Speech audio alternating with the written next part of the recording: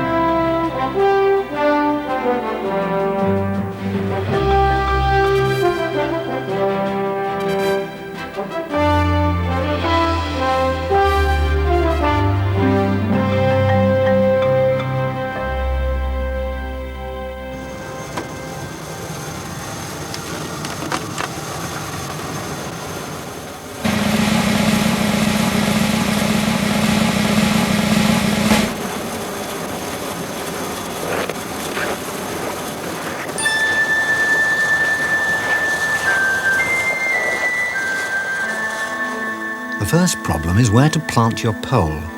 The North Pole is on a constantly moving sea of ice, so where the pole is now may not be where the pole is in an hour's time. That's why, as the Americans might say, once you've got it, flaunt it.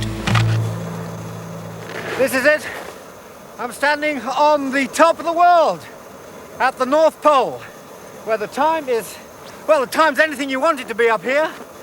The temperature's about minus 25 degrees centigrade, so there's no point in hanging around.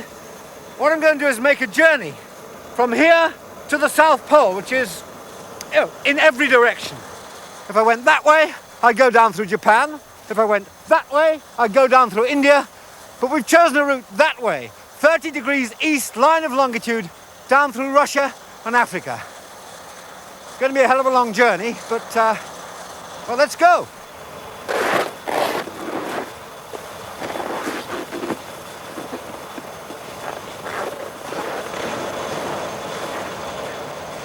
I hadn't expected things to be such a rush. The pilot won't risk turning his engines off in the bitter cold. Though I'd quite like to sit and write a few postcards, he wants to be off while we still have enough fuel left. And you don't argue with the pilot. Not at the North Pole.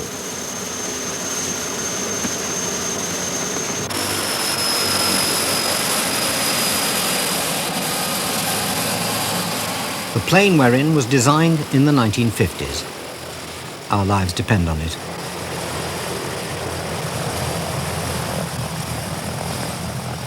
There are no airstrips, no control towers, no emergency vehicles below us.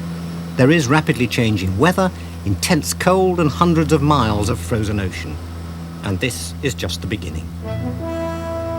We've chosen the 30-degree east line of longitude simply because it covers the most land, running through Scandinavia and the great cities of St. Petersburg, Istanbul, and Cairo. We'll be travelling down the River Nile, across the desert to Khartoum, and on to Lake Tanganyika and Cape Town. From one extreme of the earth to the other. Even if everything works, we have almost half a year's travelling ahead of us.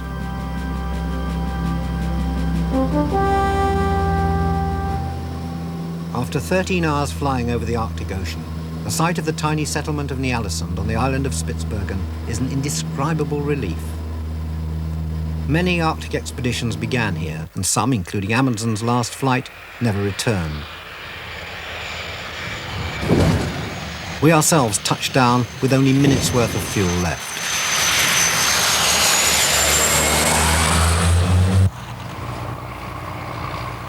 We may not quite have run out of fuel, but we have run out of good weather.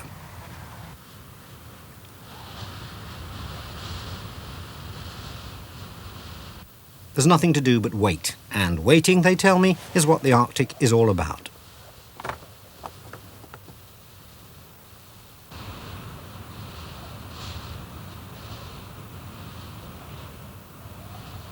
It's 2 days before the blizzards let up. We've made it an unwritten rule of the journey not to use air transport where there's any possible alternative. And the only alternative out of Ny-Ålesund is by the modern equivalent of dogs and sledges, snowmobiles and sledges. It's an unusual journey, and as one of our Norwegian guides explains, it demands unusual precautions. We have to carry guns, just in case, so polar bears are too hungry to leave us alone. How many polar bears are there on these islands?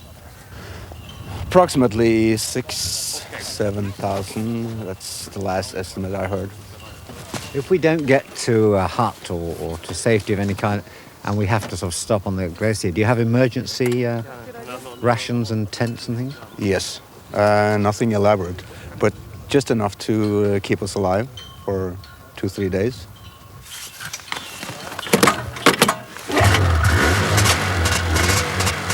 There are no passengers on this journey. We shall all have to master the art of snowmobile driving, even me. South Pole, here we come.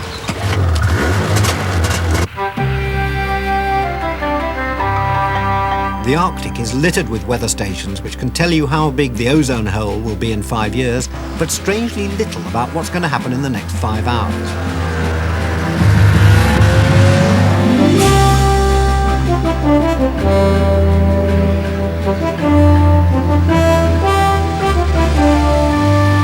At the first pass, the snow sweeps in again, and suddenly you can't see a thing. The boys' own fun of snowmobile driving becomes something much more serious. Mind you, there are times when I'd almost prefer not to see where I'm going.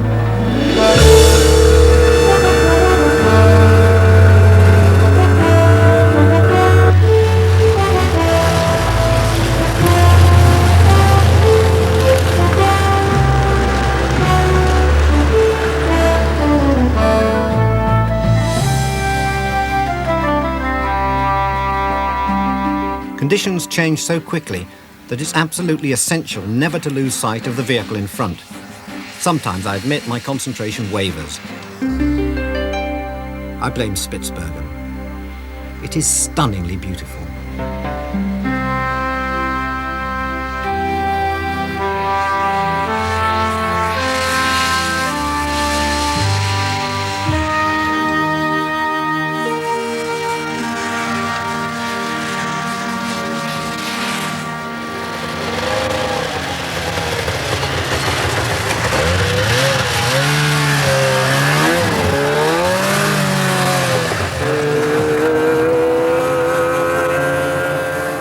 We drive on through the night, though at this time of year the sun never sets. It's still there at 3 in the morning, when at last we glimpse the first sign of human habitation since leaving Ny-Ålesund.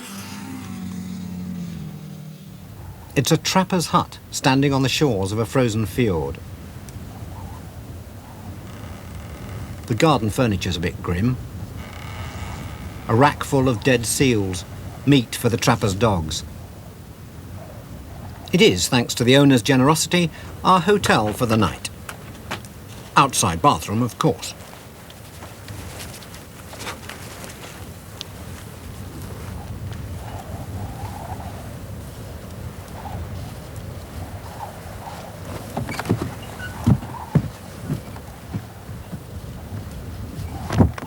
Our host, Harold Solheim, looks more like a rabbi than a trapper, and he's lived here on his own for 15 years. It's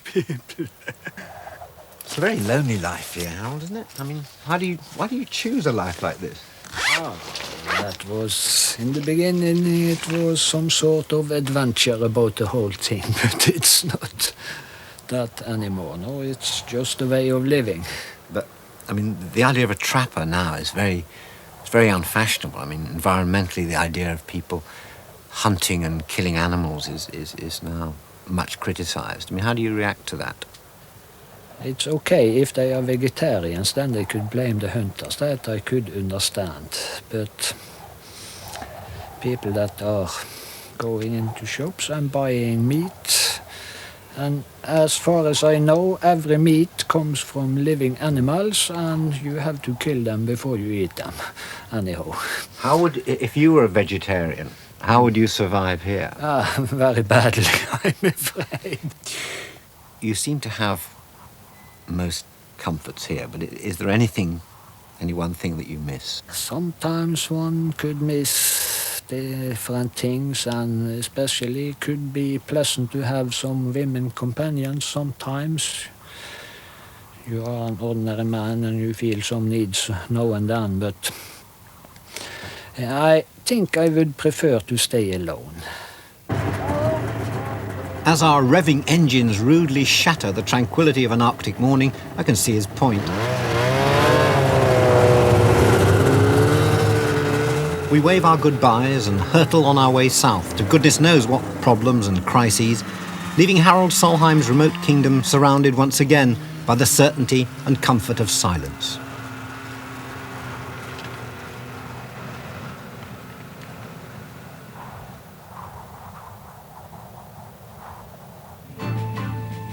Three-quarters of Spitsbergen is permanently covered with ice. There are no trees on the island. The port of Longyearbyen, which we reach after 2 days travelling, is still 600 miles from mainland Europe. It's frozen in for most of the year.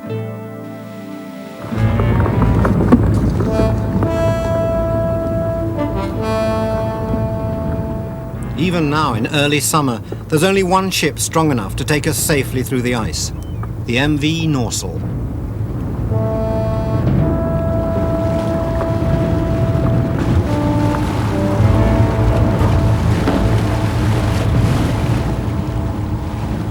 She may not look the part of an Arctic Rambo, but she knows these waters well.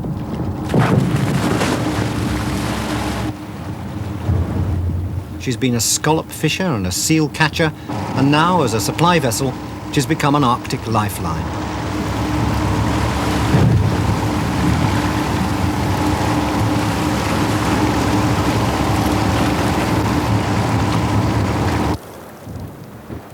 Progress through the ice is painfully slow, and looking at the inflatable globe, which has already been round the world with me, I can see we're hardly clear of the bit where you blow it up.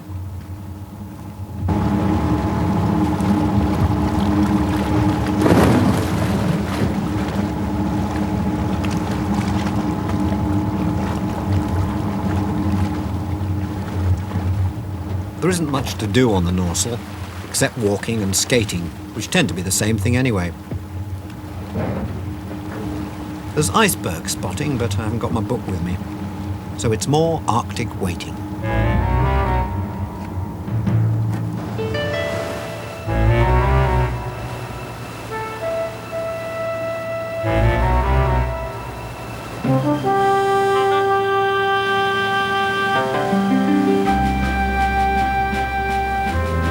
On our third day at sea, the pack ice at last begins to clear.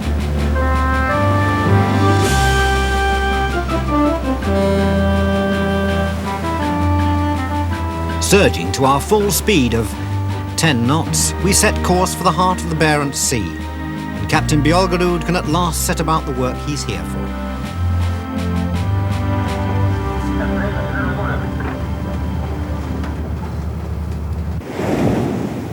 They call the Barents Sea the Devil's Dance Floor, and my stomach is doing a few early steps as we reach the fishing grounds. The Norwegian Coast Guard is out in force. Oh, look, there's an aeroplane out there. Yeah, that's the Orion.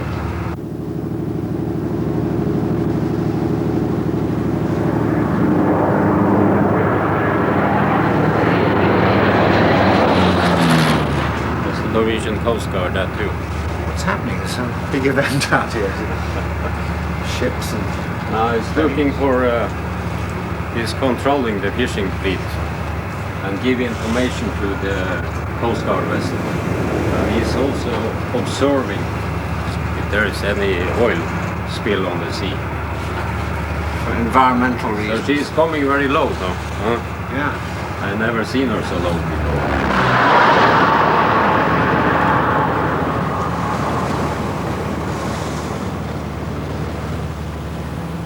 The Norsel has a contract to refuel more than a dozen ships, the largest of which is the Jan Mayen.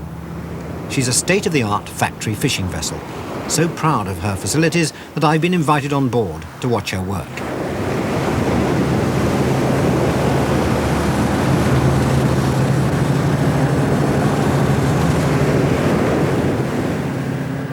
My transfer is a complicated procedure involving a survival suit, a lynching party, and a general loss of dignity. It's supposed to save my life. I plunge into the sea. Get here. Where Okay. from? All the time. All the time. Yeah.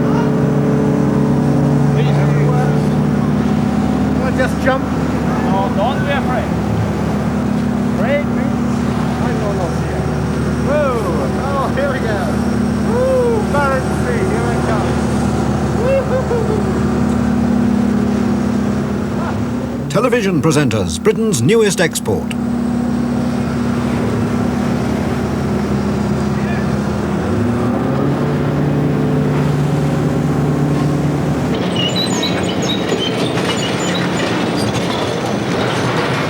It's snowing again as the Jan Mayen begins to pull in her nets. At first glance, the catch appears to consist entirely of citrus fruit.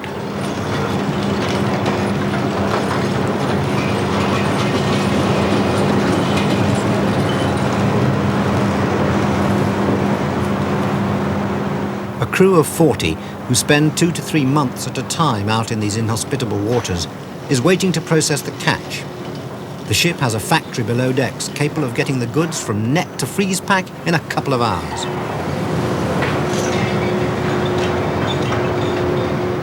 After all the build-up, the end result of 5 hours trawling looks like a half-empty Christmas stocking.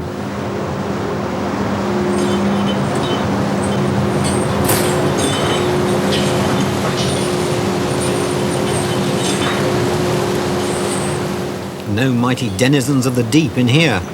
Mostly shrimps. 3 tons of them.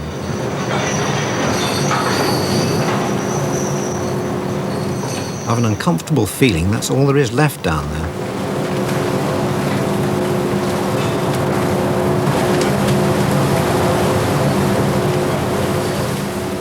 It's not a pretty sight, and I'm quite relieved when the school outing's over and the Norswell comes back to collect us.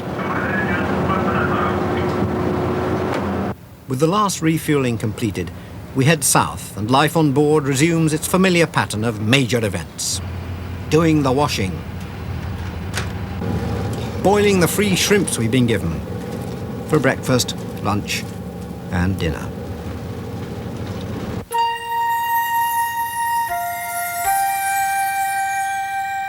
On the 7th day out of Spitsbergen, we reach the craggy, snow-capped rim of northern Norway.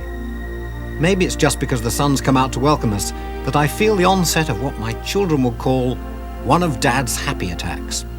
What I call sheer relief that a little bit of the worst is safely over.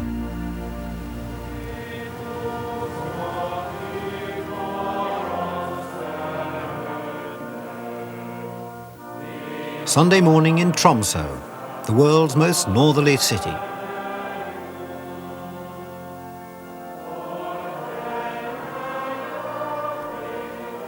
It nestles in the shelter of the mountains, neat as Legoland.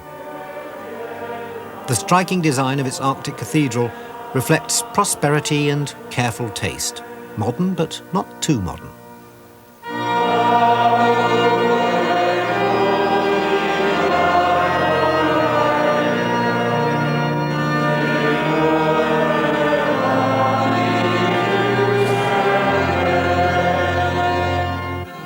But behind the facade of respectable conformity lies the proud and unpredictable spirit of Tromsø's maritime traditions.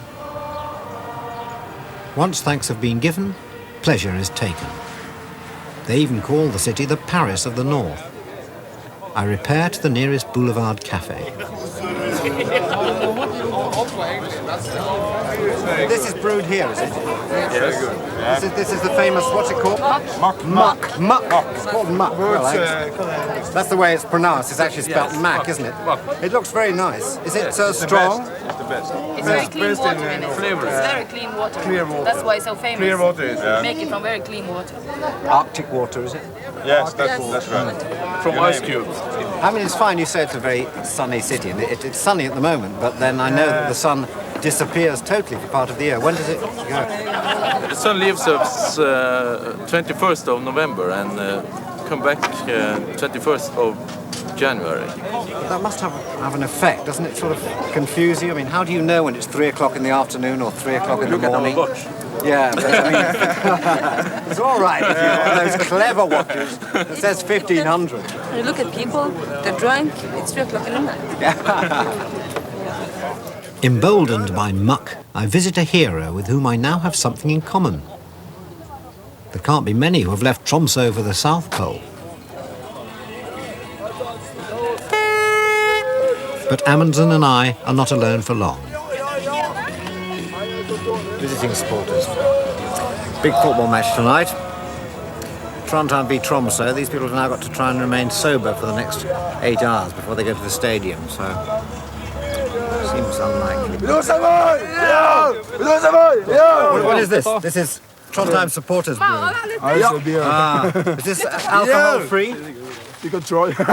Is this low alcohol? No. It's Got a strong head on it. Oh. So tonight will be is a big game. Oh yes, sir. I think so. I think so. Where is your team in the table, in the division?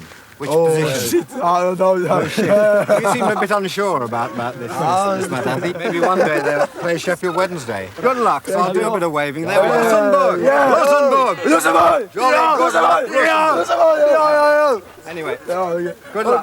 Good luck. Yeah. Good luck. I hope you know, as I'm here in Tromsø, I have to say that I hope Tromsø win, but good luck. Anyway. No. Yeah. You have to. You want anyone at half time? I'm your substitute.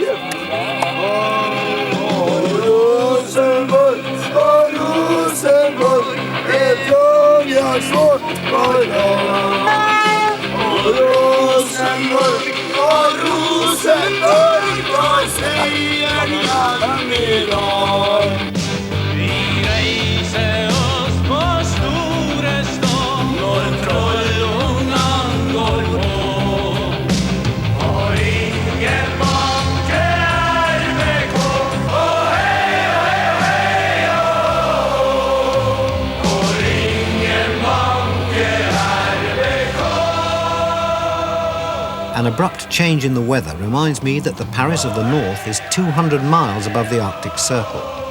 This is not a riverboat on the Seine, but the Hurtigrute, one of the least hospitable passenger routes in Europe.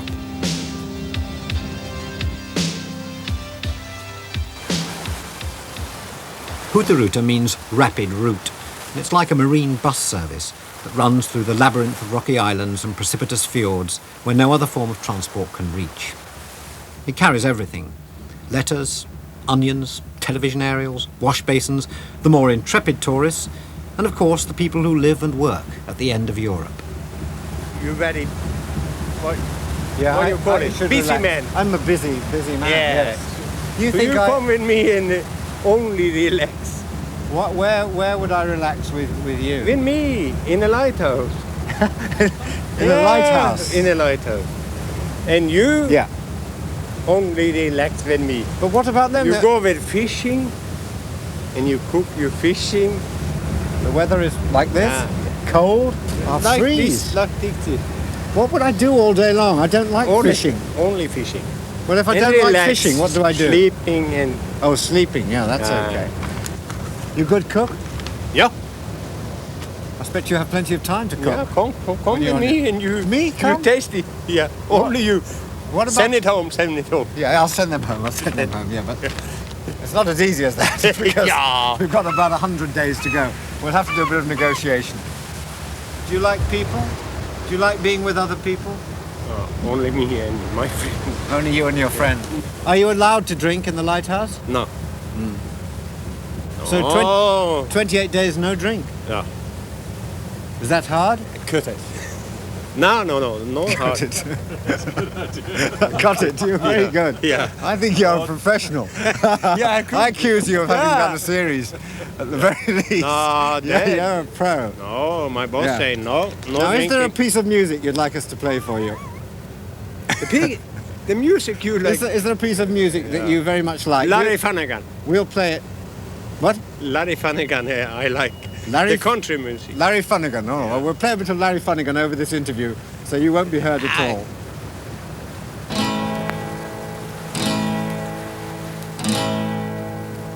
Good morning, fellow. What kind of night has it been? Why are you so cold. Oh, have I been crying again? The clouds sink lower, and the weather becomes increasingly lugubrious as night falls. Well, as night should have fallen. But in the land of the midnight sun, dusk, dawn and midnight are indistinguishable. As, I'm afraid, is much of the scenery. I was wrong. Good morning, dear. Still, I could always have bought the ship's poster. Ah, so that's what a fjord looks like.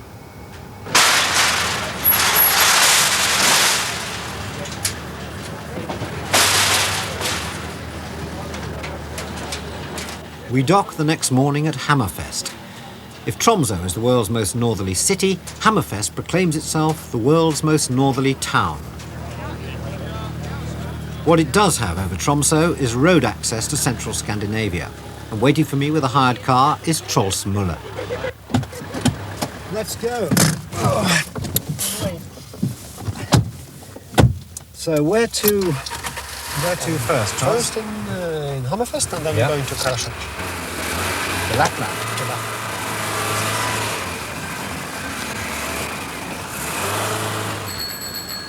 Oh, sorry, wrong side of the road.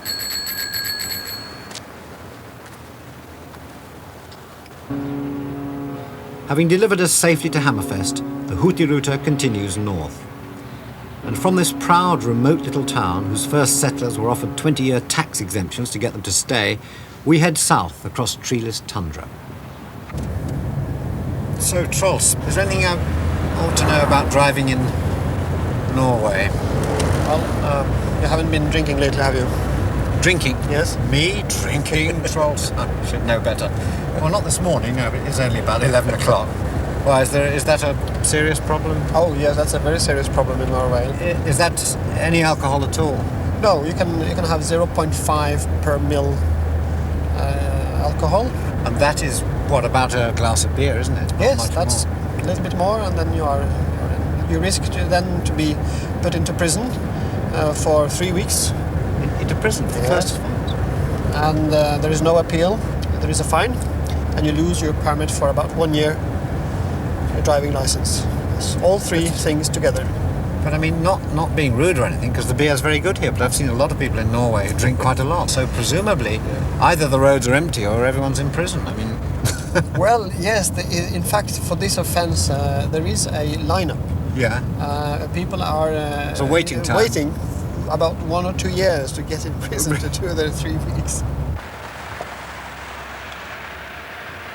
Not wanting to jump any queues, I drive soberly along the dull, wet roads of the coast and into the sunlit plateau of Lapland.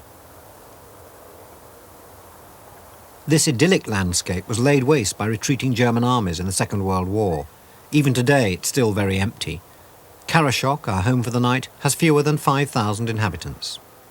It does, however, have a very large seasonal population. The mosses here really are the worst I have ever seen. And I know why I was recommended to bring this rather silly hat, but there is a serious reason, because these are just all over the place.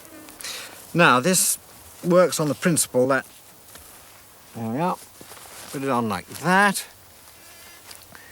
The basic principle is that if I wear a hat like this, the mosquitoes will think I'm a lamppost and therefore not sting me.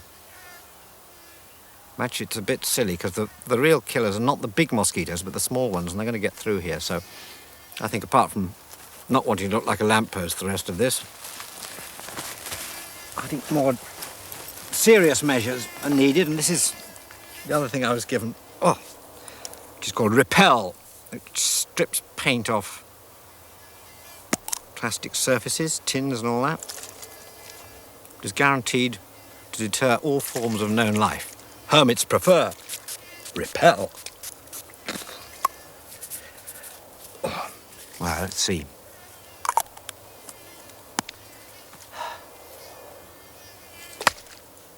That's how you use it. Next day, I meet some of the local Sami people, descendants of reindeer herdsmen. They've moved with the times.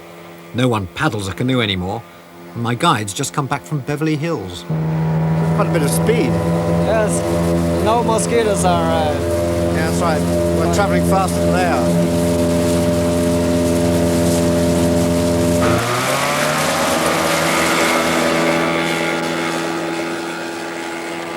Despite being frozen over for several months of the year, the Karasjok River is, I'm told, the richest salmon river in Europe. But its tributaries are even richer. So the gold one. Like that, is that it? Sakte det. Yeah. Keep an eye for me, won't you, Petra? Just make sure I'm not losing fabulous untold wealth. And then you... Hey. Yeah. Sometimes like this, so the gold drop to the bottom. How's that going now? Yeah, it's fine. Can be diamonds also. There can be diamonds? Yeah, diamonds also. I'll settle You for never that. know. Oh, I suppose if we don't find gold, we'll settle for a diamond or two. Oh, not so fast, not so fast. Oh.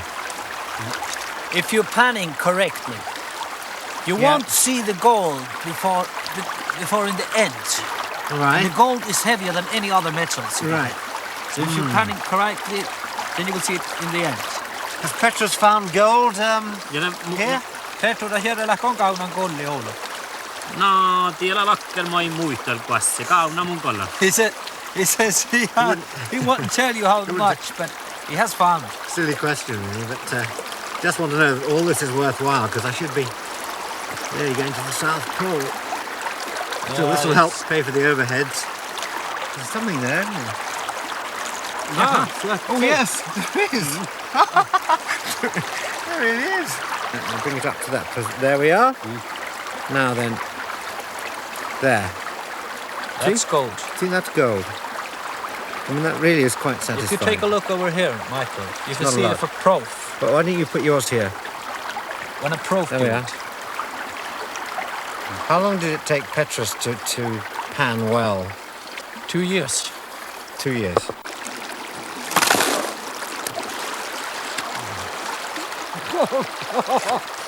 It's beyond my wildest dreams. I'll never have to work on television ever again. I know that I ever will. Go away! Go away! Leave me here! I don't need you anymore.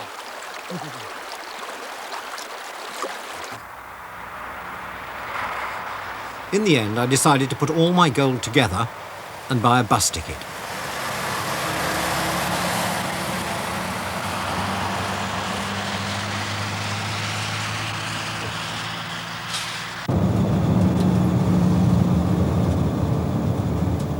And so we reach our first international border between Norway and Finland. It's a tense moment. Will there have been a gold smuggling alert? Is this Interpol?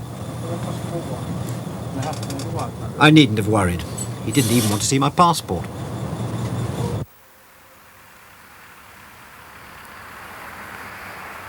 Nothing's very different on the other side. Like Norway, Finland, as an independent country, is a creation of the 20th century. Like Norway, it's big and empty. A population less than that of London and a country bigger than the whole of Great Britain. But it's a new country to tick off, a step nearer our goal. And anyway, I've always had a thing about Finland. Finland, Finland, Finland, the country where I want to be. Your mountains so lofty, your treetops so tall. Finland, Finland, Finland, Finland has it all. You're so sadly neglected and often ignored, a poor second to Belgium when going abroad. Finland, Finland, Finland, Finland has it all.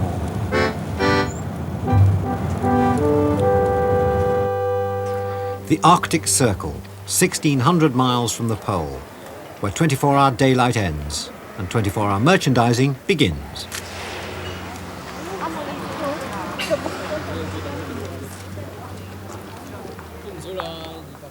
Even Father Christmas has had to step up productivity, working on the hottest summer days. Santa Claus. His army of elves sifts through the world's largest concentration of begging letters. Hello. Yeah. It is Michael. It is my. Oh, have you grown, Psychic. my friend? Have you grown? It's a long time we've seen, huh? Everyone else thinks How I'm are you shrunk. doing? I'm very well, thank you, very well. Good. I'm nice to see you Yeah, here. Nice to this see you. is- can I ask, first of all, are you the real Santa Claus? Because I'm told you are, but how can I be sure of this? Well, how should I? I mean, sitting very strongly and fully here, huh? Is it something with being on the Arctic Circle that helps, doesn't it? I mean, This was clearly a man with something to hide. If he was going to get me on his knee, he had to come up with something better than that. That's very good. I get nearly 500,000 letters here every year, and they come from about, if my memory is now right, nearly 150 countries, huh? Really? So it's not just Europe and North America? No. One of the biggest countries is Japan. In fact, it's the biggest after Finland. It's nearly 100,000 letters a year from Japan alone. Japan? I didn't think the Japanese believed in Santa Claus. I answer all these letters that come here, and we'll do that in 8 different languages. So they're multilingual, the elves? Yes, they are multilingual, yes. Is there any places you go to where it's a bit dangerous? No. You stay out of the sort of Middle East? Yeah. Can I ask for something? Or yes, of course. Would I get it? Yeah, of course. I mean, there is always this question of being, good and behaving and things, and that I check with my... I promise to be good. I think the people here will vouch for me. I'm impeccable. Yes. Impeccable moral virtues. Oh, yes. No? Oh, yes. Lots of head shaking there.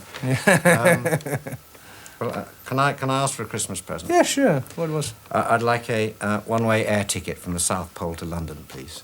One-way air ticket from South Pole. I'm sure that could be. Or a lift on a reindeer. Well, I mean, that I can guarantee easily. Okay, yeah. Very nice. My son would like a walk. Well, thank you very much. Thank you. See you at Selfridges. And Harrods. And John Lewis. Army and Navy. If Christmas shopping begins at the Arctic Circle, so does the railway. We gratefully haul ourselves aboard an overnight express for Helsinki.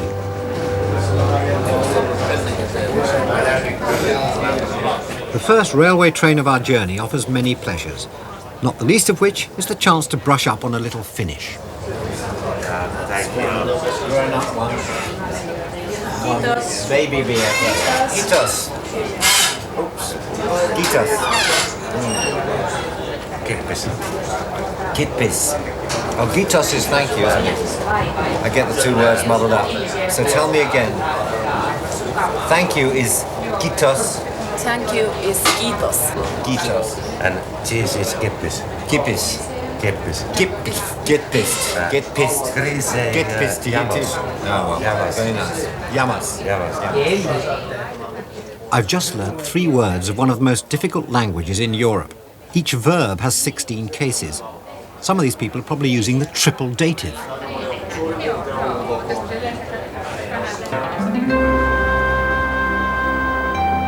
There's a full moon rising in the first night sky we've seen.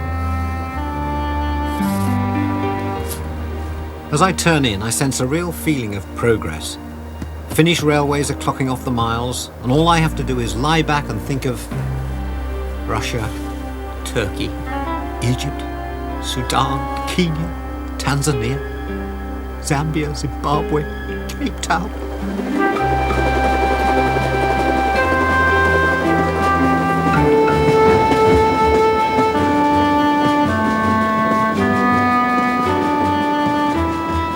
I wake up to clear skies and warm sunshine in the city of Helsinki on the shores of the Baltic. It's exactly a week since I left Tromsø.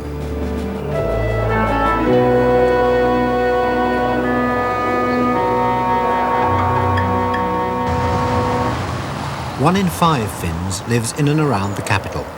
That's about 1 million people.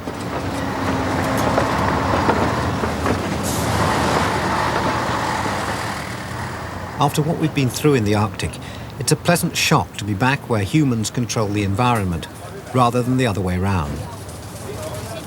The Finnish economy is one of Europe's quiet successes. There's a feeling here that they can have not only what they want, but the best of what they want.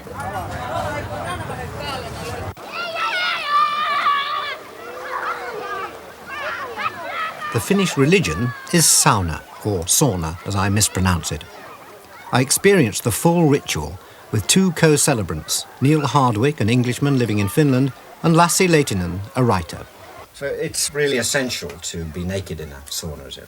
Absolutely. You make yourself ridiculous if you had swimming trunks on. They have no hang-ups anyway about nakedness here, none that I can notice. I do you a big favour now. Yeah. If you're with friends, you're supposed to beat each other. Oh, I see. So it's not self-flagellation, a friend does it. That's nice. Yeah, that's good. I always thought it was the twigs without the leaves. Of course, with the leaves on, it makes it much nicer. Oh, that would hurt. A blast of heat now. Yeah, well, that's from the water that I just... So what temperature is it supposed to the be temperature at the hottest? The temperature actually goes down. Yeah. The ideal temperature is about 80 Now you centigrades. can go on for yourselves. I do it for myself, right? And it's back or everywhere? Just everywhere. It's very nice on the face, too. It smells nice. Aromatic smell. Most smells are aromatic. Thank you very much for accusing me of tautology. I always felt rather guilty about doing this, but now I've come out. How about a bit of please. you? Say when. There's one thing a public school education fits here for. How's that? Fine, thank you. Now you just sort of get a tingling, a pleasant tingling sensation. What we need to do now is... Don't try this at home, Don't have children. a dip in the lake. Okay? Yeah. Dip in the Let's lake. go. All right. You first. I'll hold this here, so... to the lake. It's all very relaxed and North European. I mean, where else in the world could I be off skinny dipping with two gentlemen I've only just met? As Lassie says, sauna is a great leveller. No one knows who you are when you're naked. Well, they'll know that none of us is Kim Basinger.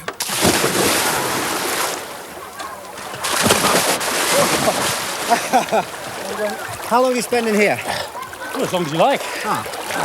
Can you swim?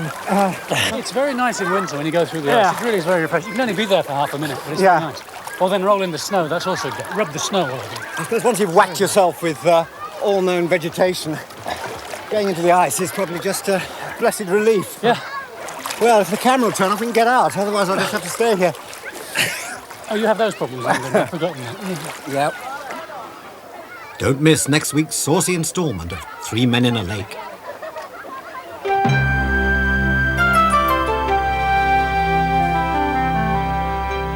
Only 50 miles of water separate the tidy affluence of Helsinki from the economic wasteland of the Soviet Union. There's a palpable feeling of leaving familiar comforts behind as we depart from Scandinavia on an Estonian-registered ferry.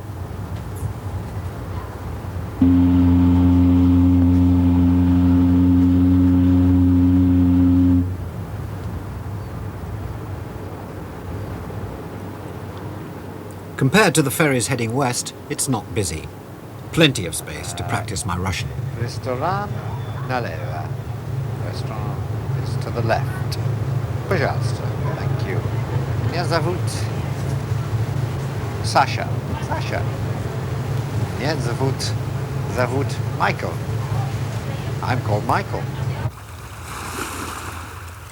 The port of Tallinn is like a graveyard, with cranes waiting to unload ships that never arrive.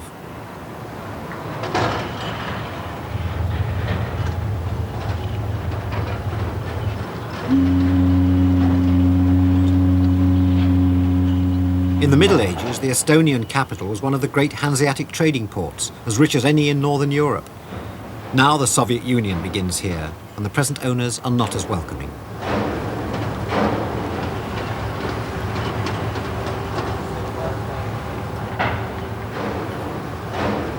Beyond the guards and the barriers lies what must be one of Europe's best-kept secrets. A perfectly preserved city centre, making the golden age of Tallinn seem like yesterday.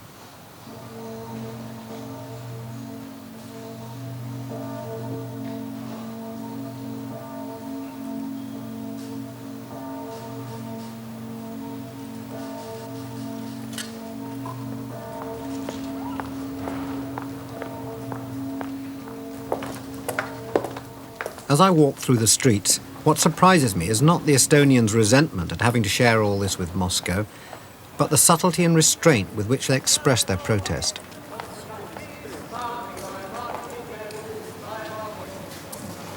See tegi laevad luigeluust, laevapostid porgandis. See tegi laevad luigeluust, laevapostid porgandis. Estonians, a seemingly undemonstrative lot, have traditionally preserved and celebrated their independence in song, In the main square of their capital, the Johansen brothers maintain the tradition. Nii kui pruudi põllepaelad pani laeval purjud peale, nii kui pruudi põllepaelad pani siis laevad soudema. They sing in Estonian, a Baltic language which most of the occupying Russians won't understand. Laevade soudsid purjud jõudsid, see tegi tööd kui tiksuke ja raidus naelu niksuke. See tegi tööd kui tiksuke ja raidus naelu niksuke. That was very nice, seems to have gone down well, but what was it about? That was an old, a very old traditional Estonian song. And the tradition that goes back perhaps for thousands of years. And it was a song about a shipbuilding, building a miraculous ship. And there were three brothers, like we are, building a ship, and the youngest one maintains to do it from the bones of the birds and all kinds of strange materials. So it's a very strange ship, and perhaps for me it's always a ship where perhaps we can all go one day and sail away with the whole company and perhaps with the whole land. Yeah. Their ship was to sail away much earlier than anyone dreamed possible. But this was the summer of 1991, when everyone was still a Soviet citizen.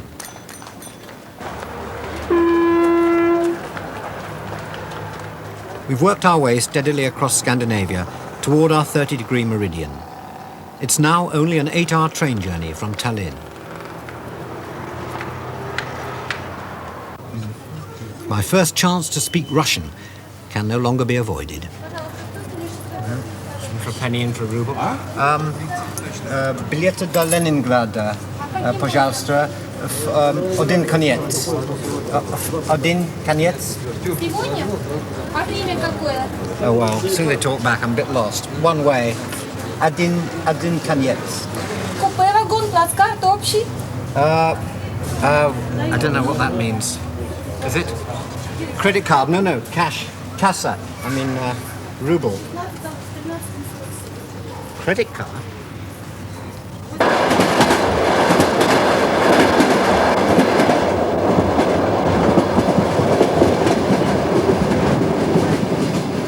It may look calm and tranquil out there, a lazy July day in Estonia, but nothing in the Soviet Union is quite what it seems this summer. Things are beginning to heat up. How hot? I'll see from my little travelling thermometer. Victorian travelling thermometer, and it is 30, just over 30 degrees here, 31. Make you feel better, doesn't it? 80, it's about 90. And we're only in the north, and we haven't even gone south yet. Here we go. I'd like to go back to the pole, please.